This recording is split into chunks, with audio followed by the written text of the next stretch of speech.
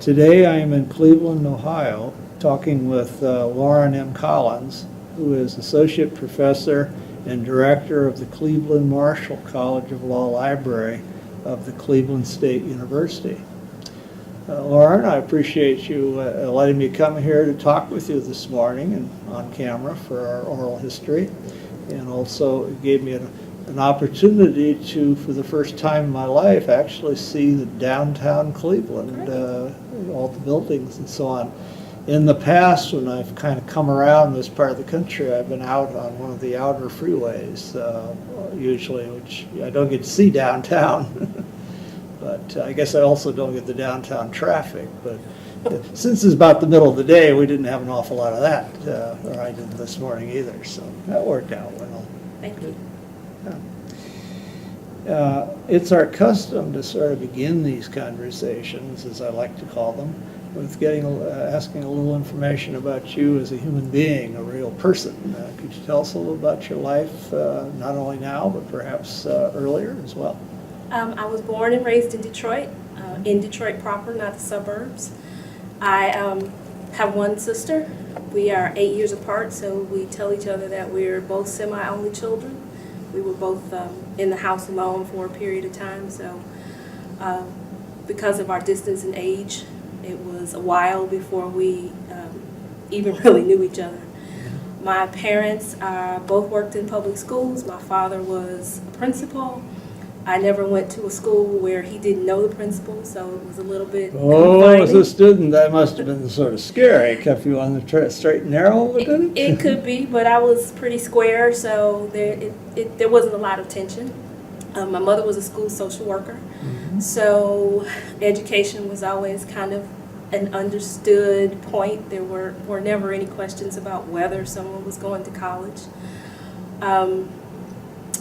I lived in Detroit's heyday, so it was a pretty fun and interesting place to grow up, not like you probably imagine it is today. Well, I remember it when I was young. It was one of the nicest cities in the United States back in the 50s. So sort of I was coming of age.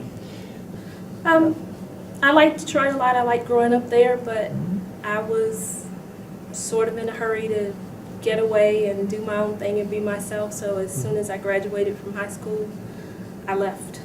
And I've lived there again for a period when I worked at Wayne State. But there was a little while before I went back to Detroit. Well, you know, the annual meeting of AELL was there quite a few years ago in the Renaissance Center, the hotel section. And it was nice to be there.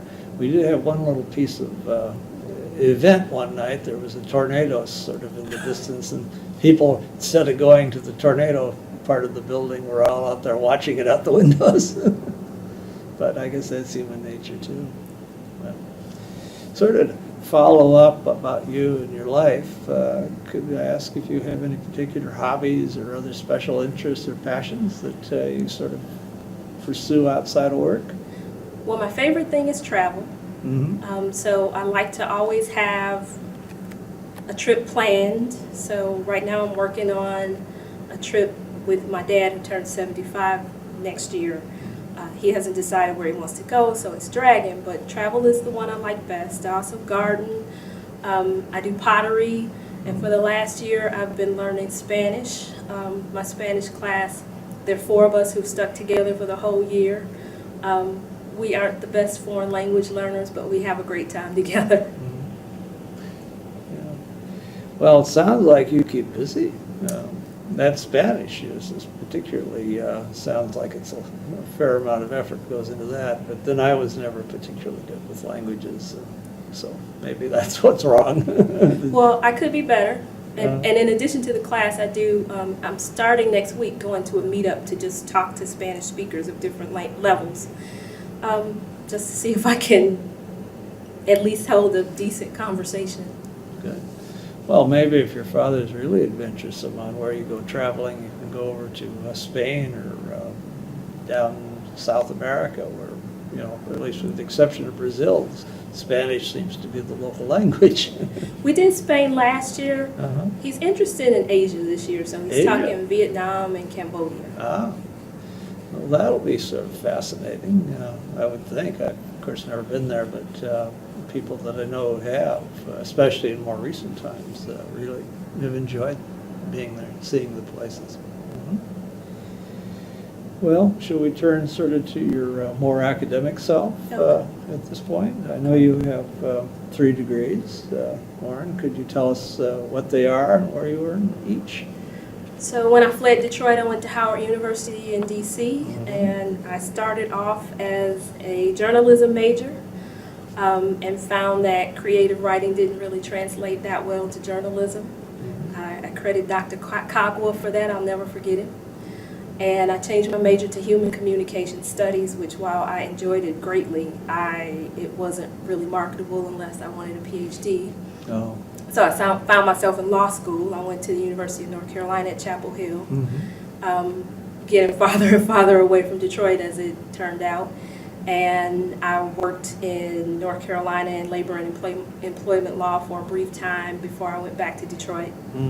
And then went to the University of Michigan School of Information for my Master's of Science in Information. Well, good schools. It sounds like your experience at Chapel Hill was especially interesting with the little practice you did. I actually moved after graduation to Winston-Salem, and I practiced at a law firm called Kennedy, Kennedy, Kennedy, and Kennedy. Parents Easy for the receptionists if they still had them to remember the name, as long as they knew enough of the use of it, repeating it enough times. It was parents. The mother had been in the North Carolina legislature, one of the first black females, and twin boys. And they had only ever had one associate before me, and her last name was Kennedy. So they were trying to expand, but I don't think they had a plan. And I ended up being kind of a paralegal, so it wasn't the greatest first experience out of law school, and that sent me packing home. I imagine a lot of law graduates going into the real world for the first time are a little disappointed with what they are allowed to do, but it changes. In your case, you changed it by refocusing what you did. But you also, somewhere along in that era, worked as Associate Director of Administration for the Urban Business Institute of Central Michigan University. Now that is exactly right next to Chapel Hill, North Carolina. Can you tell me a little bit about that? Yeah, so after I decided to leave North Carolina, I had only been there about 2 years, and so I did not have reciprocity to practice law in Michigan. So I had to go back home and study for another bar. And in the meantime, my dad had retired from the public schools and was working with Central Michigan University. They were trying to set up in-city satellite. And at the time, the casinos were getting big in Detroit, and so they were looking for a place to teach gaming skills. And also because Detroit at that time was heavily populated by people who worked in the Detroit public schools, because the school system was so large. They were doing professional development for teachers. So those were the 2 programs that Central Michigan was trying to do out of the city of Detroit. And so since my dad was involved in that, he was able to get me a position. I was the administrator for that satellite and also did some grant writing. And it was a pretty nice experience because I worked with a lot of people who were my contemporaries who had innovative ideas and were trying to do different things. And at that time, even though Detroit wasn't what it is now, there was some thought about keeping it alive because the automotive industry was changing.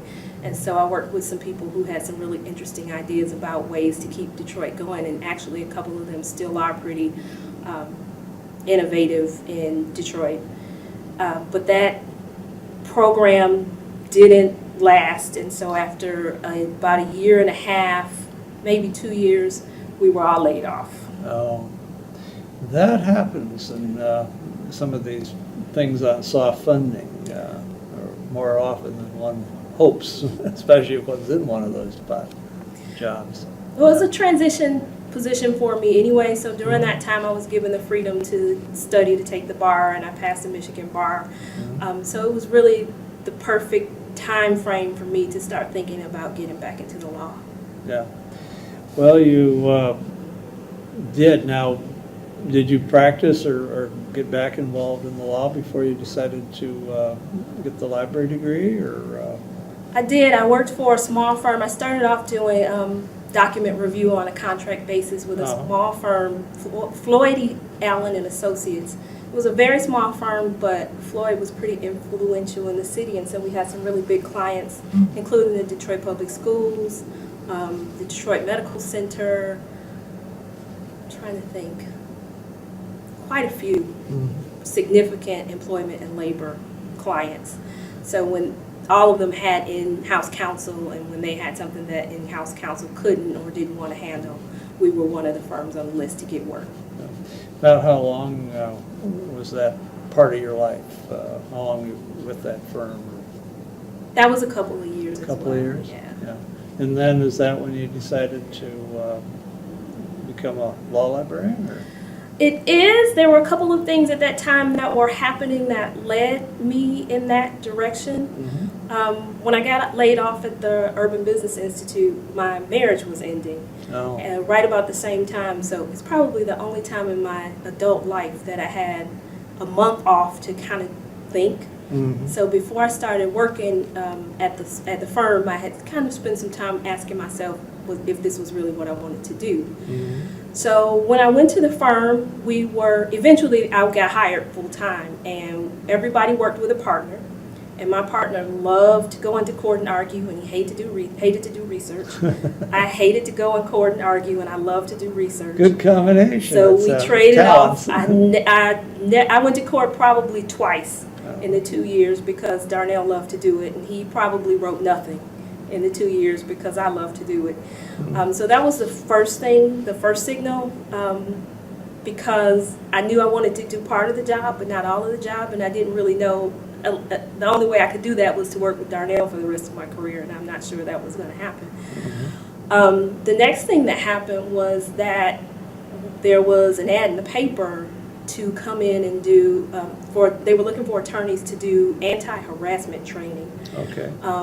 Ford had gotten into a little bit of trouble, and there was a big contract to go in and go to all of the Ford plants in the country and do this 3-hour canned training.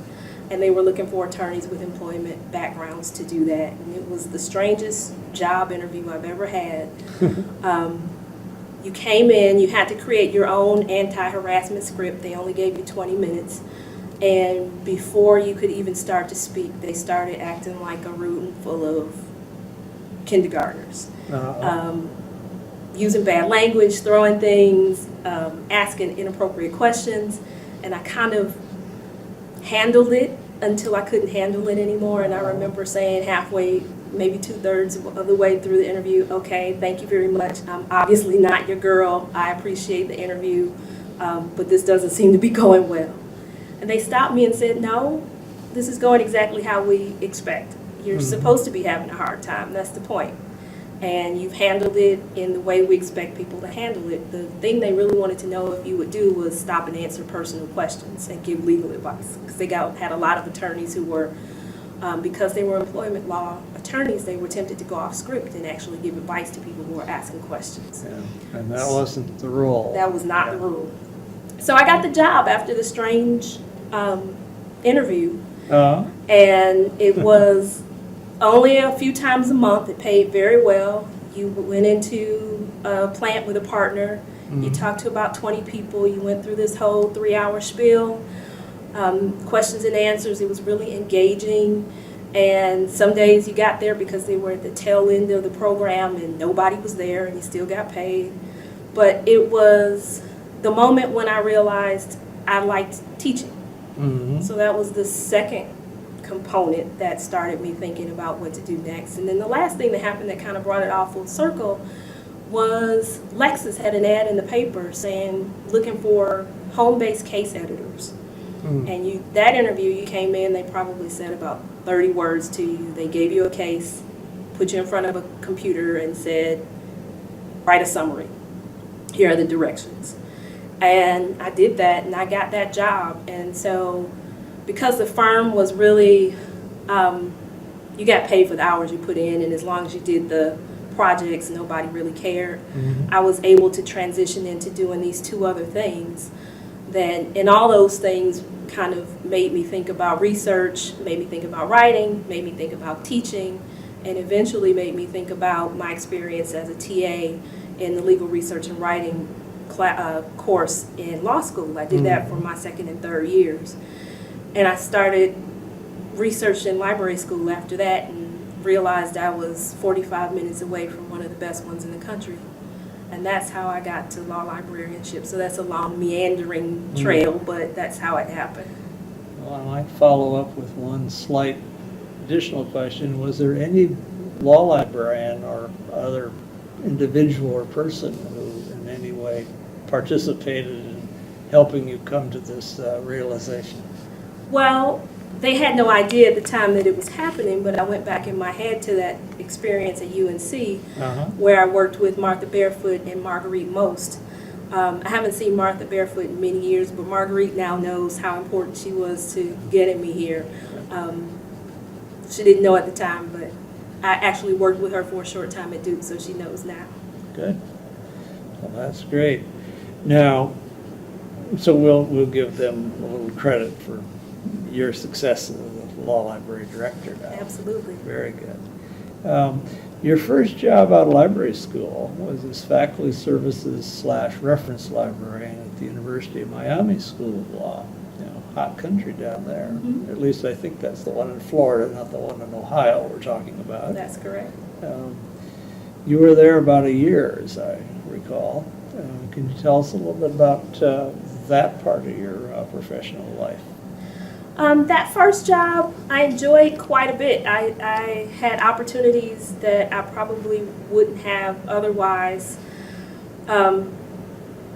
When one of the people that I worked with there, unfortunately she passed away this year, was Kalmer Chatu. And at the time of my first year there, she was either chair of the diversity committee of AALL or on the committee. And it was the year of the anniversary of Brown versus Board of Education. Mm-hmm. And they wanted an article for Spectrum. And nobody on the committee wanted to write it. And Kalmer came to me and said, this is not an opportunity that first year librarians always get, but I have an opportunity for you. Will you take it? And Flattery and bribery to get you to say yes. And I did. I know how that works. I didn't know any better. And I jumped at it. So my first article for Spectrum I wrote in my first year of librarianship. I ended up leaving that job to go back to Detroit and Wayne State. There were actually some personal things at home that I needed to do. So I wanted to go back home. I also found Miami kind of a hard place to live. It's expensive, it's sprawling, it's fast, it's one step below a New York. Yeah. And even though I grew up in Detroit, Detroit is not as big city as people might think. It's a lot more like Cleveland. Yeah. Small communities that converge kind of into a city. And so Miami was just a little bit difficult for me. So you ended up at the Wayne State University, is it Neff? Arthur Neef. Neef Law Library. And you went in about 2004 and you were there for about 3 years, I believe. That's correct. And you were the public services service librarian for instruction services there. Can you tell a little bit about that experience, that job? Well, while I was in school at Michigan, I did some research on different size libraries, and I went to the Michigan State Law Library, I went to Wayne State, and I went to the University of Michigan, and I did interviews, and that's when I met Georgia Clark. And immediately she was, for whatever reason I appreciate, she was invested in my career. So when she had a position, she actually called me and said, you said you didn't really want to leave Detroit. Do you want to come back? She was completely changing the structure of the reference department. She had an assistant director who was leaving and wanted more reference worker bees.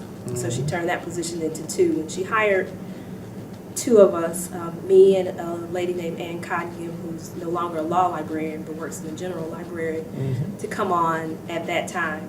So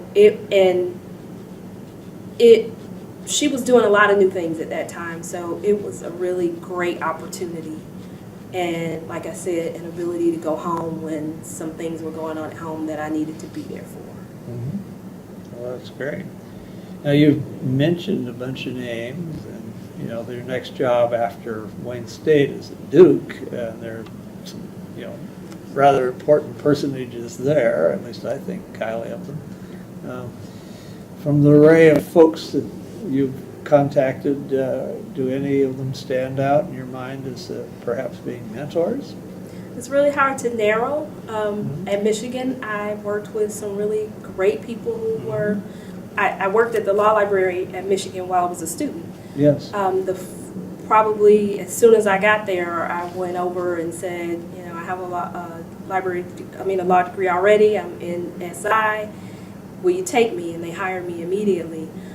So I worked with Margaret Leary, and Jenny Selby was my first supervisor, and Barb Garvalia, and they were always all very supportive of me. But I would have to say, as far as true mentors who have stayed with me through the entire career, the best one I've had, the most committed one I've had, I shouldn't say best, the most committed one I've had has been Dick Danner. Danner, yeah. Yeah, he's been mentor to a lot of people, and Dick is, you know, somebody I absolutely respect. He's done a lot in the profession and continues to, and been quite innovative as they moved into the digital era. He was very much in the forefront of that early on in a lot of significant ways, I thought. I also have to say that Georgia Clark was a very good mentor to me. She just ended her career a little early in my career, so and retired back to Minnesota. Yeah. So we've, you know, my first director's job, for example, she was no longer a librarian, so she wasn't as instrumental as Dick was. Yeah. Well, we've sort of alluded to the fact that you left Detroit again in about 2007 and moved back, not all the way to Miami, but North Carolina is certainly starting to head down in that direction, but in not the congested city sense. At least the area around Durham isn't that heavily congested, from my memory. And you ended up as a head of reference services at Duke Law Library. Can you tell us about that job and perhaps working in that level of a library, what it was like? Well, first of all, I left Detroit because the issue I wanted to go home for related to family resolved. And I left my best friends in North Carolina when I left UNC. So Duke was, I remember actually, as I started thinking about moving on, getting out the U.S. News and World Report and coming up with a dream list of schools I'd like to work at. And Duke was, of course, one of them. And not only because it was Duke, and not only because I knew Dick Danner was there, but also because my friends were there. So there's a lot of serendipity in my career. That whole how I even became a librarian conversation, none of that was planned. As I was having these thoughts, Duke had an opening. Yeah. And so I applied for the job, and I was fortunate enough to be offered the position. And I was reference librarian for about a year and a half when my boss left to go back to UNC. She had been at UNC, come to Duke, and went back to UNC. And I applied for that job to become head of reference, and I was successful in getting the position. So Duke and Michigan, I've worked at some really spectacular libraries with really spectacular collections. And while Wayne State is a great, and Miami for different reasons, so Miami had a wonderful South American collection, and the person who collected traveled all over South America adding to the collection. Michigan kind of had an extremely old, deep collection. Oh, yeah. It's one of the really long established, very in-depth collections, well selected. Yeah, and then Duke had a very good international collection. Mm-hmm. So there were all of these. I had access to a lot of different types of libraries in my time. Georgia Clark collected largely. She saw the general public, because we were right in Midtown of Detroit, as much of a constituent as staff. Mm-hmm. So that was a different type of collection. I've actually been able to work with a lot of different So library I assume collections. in Detroit you had a lot of practice materials? We did. Perhaps, yeah. We had a lot of practice materials. We had a lot of general public people who, and some of whom Georgia had been working with for years, who had been very successful as pro ses. So she was really early, for example, to buy the West public access package and things like that. She had a real public service orientation. Well, speaking of digital resources, I guess you had a day job at the time, but you were working as a case law editor for Lexis for a while. Now that was in addition to your regular job, wasn't it? Or? I did it when I was doing the anti-harassment training, and through the time that I was working at Miami, because as I mentioned, it was a very expensive place to live. Yeah. And then I did it through the time that I worked in Detroit and quit that job before I moved on to North Carolina. You were end up in North Carolina, Duke, not a bad place, but the urge to take on more responsibilities perhaps surfaced, and you moved nearby to North Carolina Central, which was your first role as a director. And you were appointed associate professor. So, can you tell us about that transition and some of what you did while you were at North Carolina Central? Completely unplanned. You make it sound like your whole career has, and yet look how it's come together. It has come together. I've been fortunate. People should unplan that way more often. I think I grew up as a person who felt like I always had to have things in order. Mm-hmm. And I think this career path has been a way to teach me to lay back and be a little bit more patient because things come together. Yeah. And that position came about because they had a new dean who was not an academic. So, and almost shortly after he came on, his longtime law library director decided that she did not want to be a director anymore. Uh-huh. She wanted to go to faculty because she had spent, I believe, almost 30 years dealing with a university that could be challenging. Well, directors have to be the way you deal with a lot of people who say you're challenging in situations. So after 30 years, you probably wanted a change that might be a little different and a little less stressful on occasion in its own way. She did, and I think it was known that there was some tension between the university and law school, which of course we see that in many, many places. Yeah. And they had an initial search, and the person that the dean wanted for the job took another job. Mm-hmm. And he turned to Dick Danner for help in identifying people to be applicants. Uh-huh. And that's how I got on his radar. Mm-hmm. Because then he actually got to know other people at Duke on the faculty, and he became not only impressed from a distance, but very impressed with the people who worked there. Mm-hmm. And he started looking to their librarians to think about who he might talk to about being in a position, unbeknownst to Dick. And he eventually gave me a call, and I went over and met him and kind of said, thank you very much. And there was no way I could not come for this interview, but I'm a head of reference, and I've only been a head of reference for a very short time. Yeah. This would be an incredible jump and too hard. And he said, "I'll push. I'm not a dean, and now I'm a dean," and that's it. That just So happened. he talked you into it. He talked me. Well, why not? He talked me into being interested, and after that, I went to dig. Mhm. Who completely held my hand through the entire process, and eventually helped me make the transition, and it was quite a leap. How long were you at North Carolina Central as director? I was there for 4 years. 4 years. Yeah. Yeah.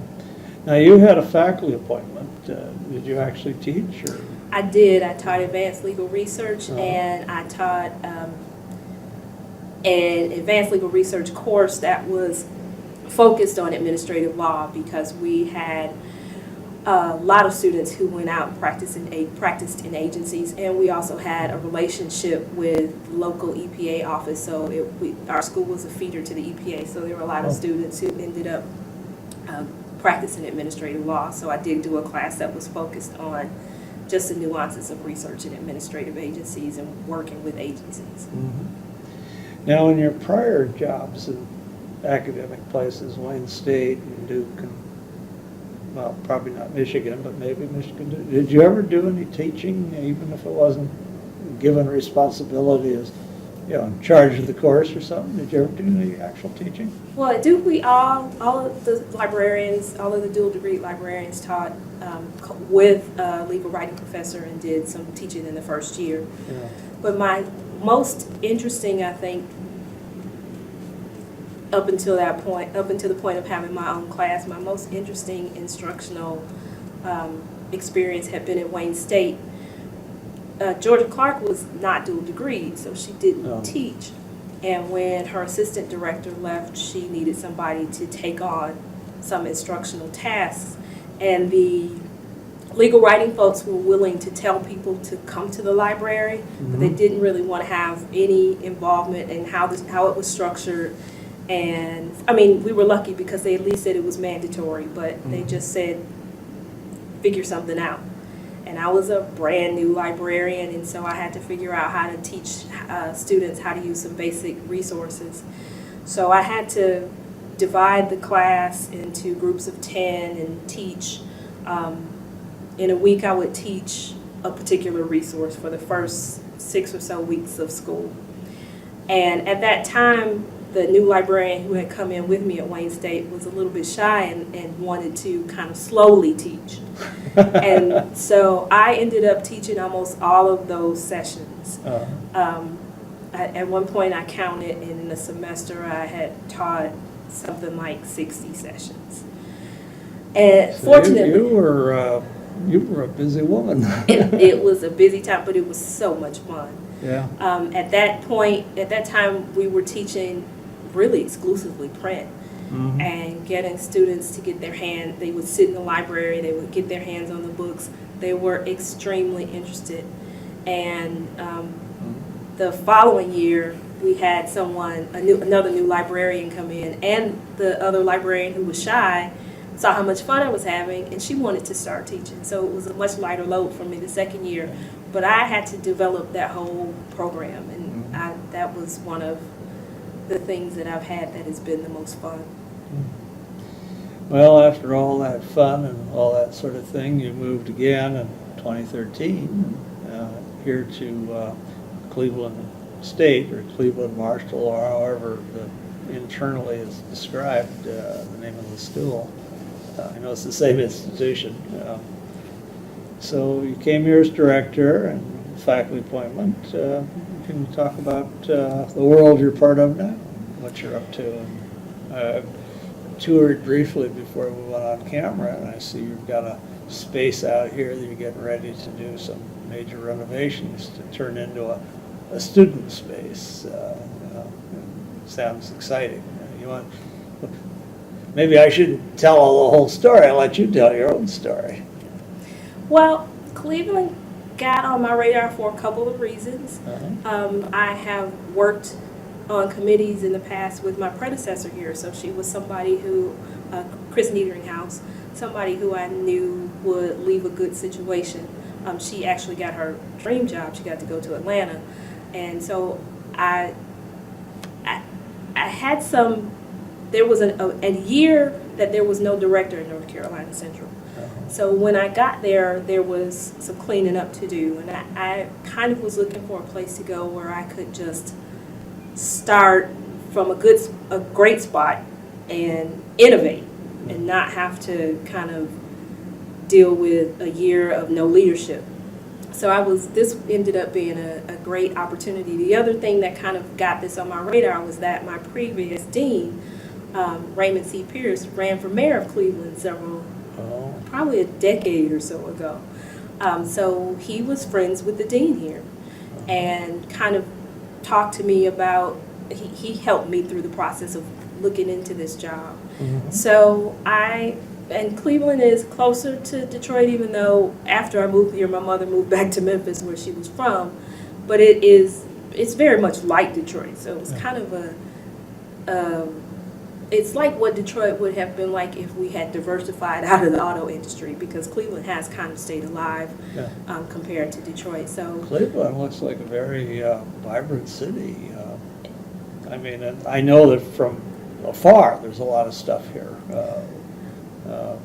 Tremendous museums. You have a first-rank symphony and a lot of other stuff. We're a block away from the theater district, and a lot of plays come here not very long after they leave New York. I think not this season, but next season we'll have Hamilton.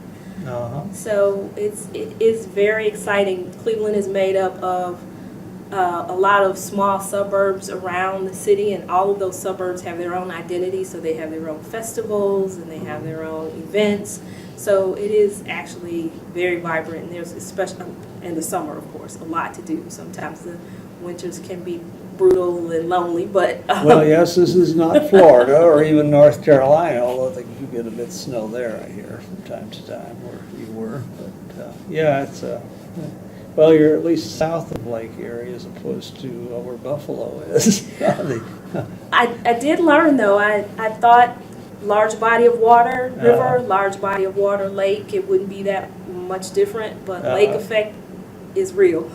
It is very different than living in Detroit. Yeah, my daughter lives on the lake effect side of Lake Michigan in one area, and they can get nasty weather on occasion from that there, but not in the quantities that our friends over in the Buffalo, New York area seem to talk about. But it's still different, yeah. Now here you're doing some interesting things. I assume you're continuing to teach as well. Well, one of the things that you were mentioning earlier was that we are sitting on the second floor of the law library, which is completely gutted. When I first got here, our former dean, Craig Boyce, asked about what things people were doing in libraries. This library is very, very large, and before I got here, they had taken some library space to create a solo practice incubator. And because they did some cancellations for that, to make room for that, we were, the collections were shrinking. And so he asked what would I be interested in trying to do with some library space. And I talked to him about Learning Commons. We have a Learning Commons at the main library on campus, which is a little different than what we plan here. And probably 6 months after we discussed the idea, he had raised the funds for it. And so we are in the process, we'll be opening in spring, of turning the whole second floor into a Learning Commons area. We'll have a few additional study rooms. We'll have 2 rooms where students can record themselves and practice interviews or practice trial techniques. We will have an area in the back where we can, for example, air law-themed movies and have discussions about those kinds of things. Students, they're putting in what they call a net floor that gives us data and electricity throughout the floor so that students will be able to plug up and multiple spots. So we're looking forward to a really vibrant, exciting space for our students. Well, I think it sounds like it's going to be an exciting place, and the students are going to have a wonderful time, I would guess, having access to this space. And you'll be fending off perhaps students from elsewhere on campus trying to come in and poach a seat now and then. I actually had to promise the law students that it was theirs. So we will have card swipe access. Oh, good. For So just it the will law be a students. proprietary space, Yes. and they're the owners. They were a little bit afraid that it would become somewhat of an attractive nuisance if anybody could come. Years ago, we used to have the same problem. Our law school was on the campus in those days, where I was at American U. And a lot of the undergraduates and graduate students would come to the law library because it was quiet and nobody, came around and bothered them because, they didn't have all their friends there. And the law students would complain vigorously about this was terrible. And yet, the law students are going to the university library for exactly the same reasons. And, so I figured it kind of washed out. I had to fight off a lot of pressure not to let it continue. This is actually a pretty large building, so there still are 3 floors that undergrads can use. This will be the only space. Yeah. This and a few study rooms that are a law student owned. Okay.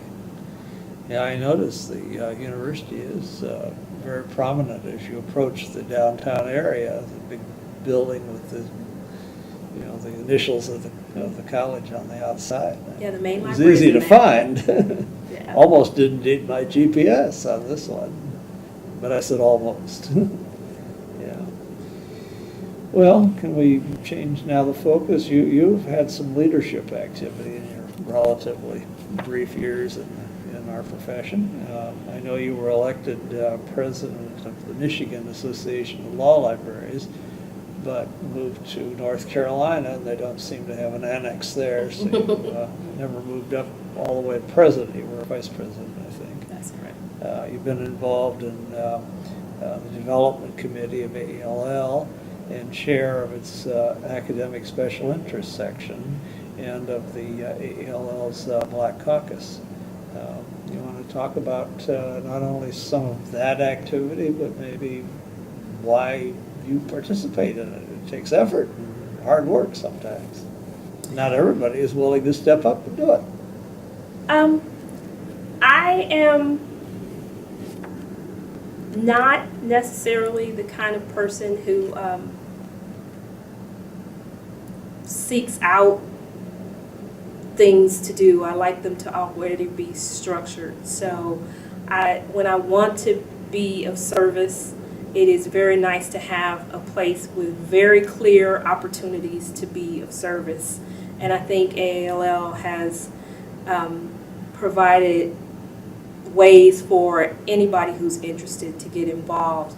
So I've been fortunate to be selected to work in some very interesting and sometimes prominent leadership roles. ALSIS probably being the chair of ALSIS being the most prominent, and I like the ability to not have to come up on my own with ways to be creative in leadership. So for example, right now I'm on the RIPS committee that is looking at trying to get people to recognize and follow the competencies for legal research that have been developed by AALL. Mm-hmm. And while I clearly, because I teach, know how important that is, it is extremely helpful to have a group that helps me prepare and deliver the message that I have to bring back to my institution about how important these things are. So I think I am active, have been active in AALL because it helps me have a voice when I come back to my workplace, and it helps me organize my thoughts about the things I should be thinking about big picture. Sometimes you get so bogged down in the day-to-day. This is a big building. I have facilities issues, at least 5 every week.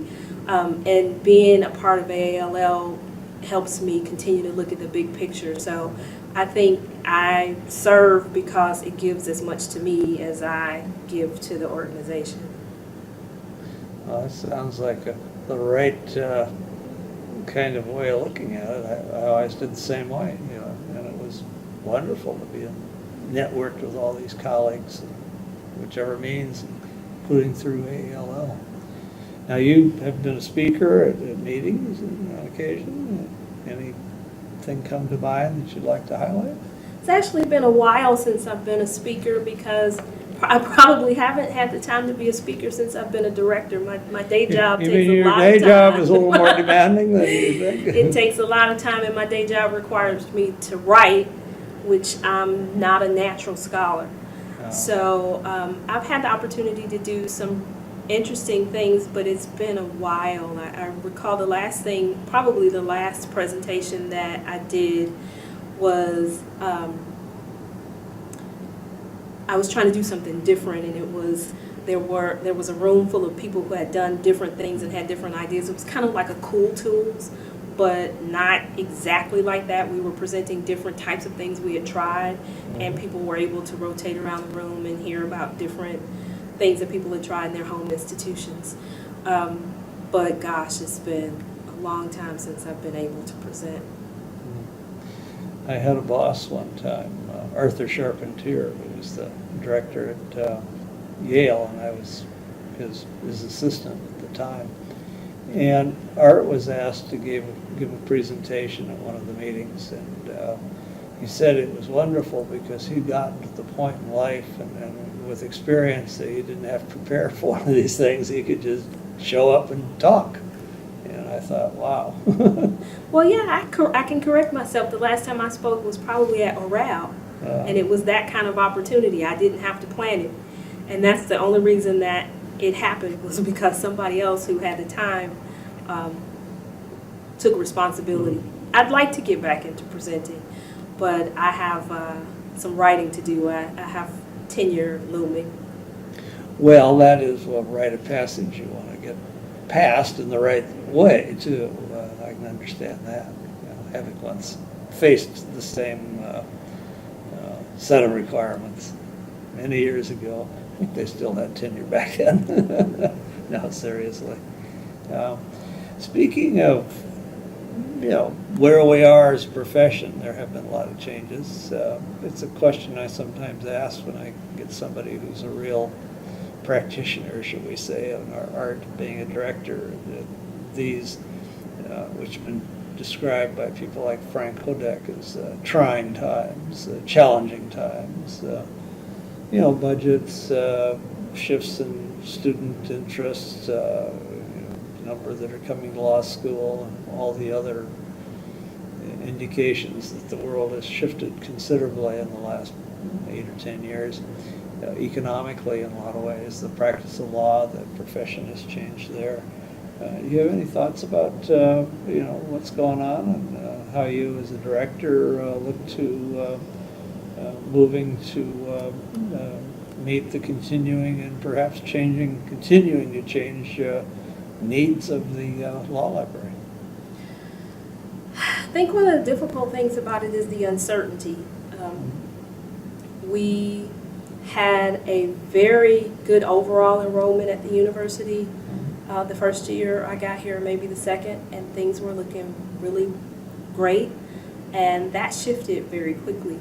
And so in preparation, it didn't shift so much that it has become problematic yet, but in preparation for the possibility that it will, there's some statistics that show that in Ohio, we aren't having as many even high school graduates as historically, as we have historically, and being a regional school, that is completely going to affect us somewhere down the road. So the university is looking forward, and we're doing some budget cut looks. Now, some of it has been giving us opportunities. I have gotten to be very close with the main library director, and so I think that we have worked so well together that I think we've kind of gotten past the fear of the university that there might be redundancies between the libraries.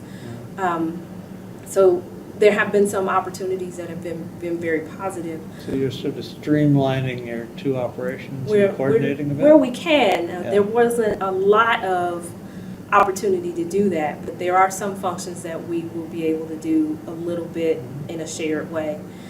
But I think the biggest challenge is that we really don't know what's going to happen down the line with things like collections, the collection budget, the personnel budget, and that's across the university, the state universities in the state. That's not just Cleveland State.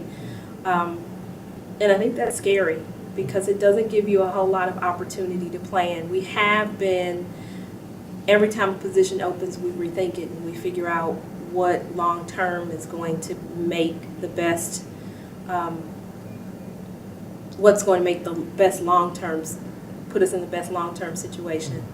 But when I was in North Carolina, the state determined that they wanted budget back at a point very early in one of the academic years and without notice. So things, and you can't blame anybody, the money has to be there, but it makes planning very, very difficult. We wouldn't have this Learning Commons if it weren't for a gift. And the gift was specific to this particular idea. So one of the other things that I'm concerned about, you talked about shifting student preferences. I have been having difficulty getting people in an advanced legal research class. The first year I was here was fine, but our student body has been shrinking. Students understandably are taking bar necessary courses, and sometimes there isn't a lot of flexibility. I had this year for my course enrollment, I had 2 students who were shopping classes. They went to about 3 classes that they were deciding between the first week of school because they were trying to get things in. But that's presented an opportunity because now I'm teaching online, and that's given me more opportunity to, a lot of students appreciate the ability to not have to come into class and to be able to do things on their own schedule. So I've been trying to make the best of the, turn the challenges into opportunities.